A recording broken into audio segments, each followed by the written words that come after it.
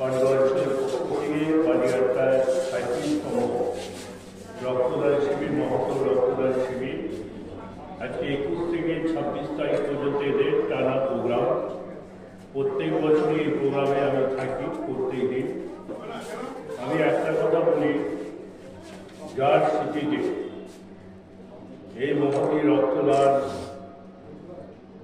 এলাকার মানুষদের নিয়ে খেলাধুলো এবং বাংলার বুকের বিভিন্ন প্রান্ত থেকে মহিলা ফুটবল, পুরুষদের ফুটবল খেলা, বিভিন্ন প্রতিযোগিতায় যে করেছি, যে পথ দেখিয়েছে, দেখেছি যতদিন বেঁচে থাকবো পূর্ব বালিয়াটায়, পশ্চিম বালিয়াটায়, বালিয়াটা মহিলাগুলোর গ্রামেরা যারা রয়েছে, ফিরোজরা রয়েছে, আপনারা যতদিন বেঁচে থাকো, হাসপাতালি আশ্রমীরা রয়েছে, যতদিন বেঁচে থাকো আপনাদের সঙ্গে নিয়ে থাকো, আপনাদের ছাড়া আমি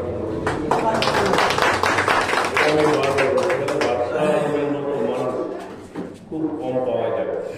বাদশারা কিছু হলো আমি অনেকটা পেয়েছি, মানুষের সেবা, পরিষেবা সবসময়। সেরকম এই বালিয়াটায় কিছু রত্ন বাদশারা তৈরি করে গেছে, স্মৃতি রেখে গেছেন।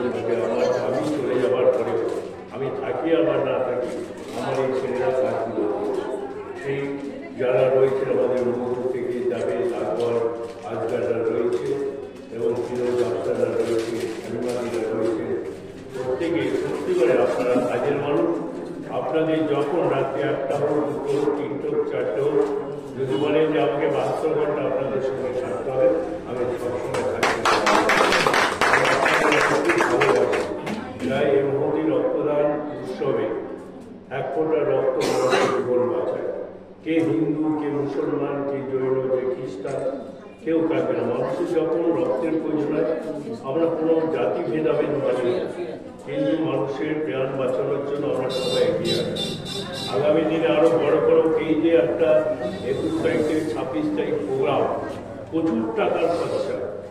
আমি তো জানি, আমি তো দেখেছি। আমি অসংখ্য ধন্যবাদ জানাই এরা বালিয়াটায় যারা করছেন, মহিদুল, আকবর, জাভেদ, আজগাররা, হালিমাদিরা রয়েছেন। আগামী দিনে এরা আরো বড় জায়গায় যাক, এই আশা আল্লাহর কাছে, ঈশ্বরের কাছে প্রার্থনা করি। আপনারা আরো ভালো জায়গায়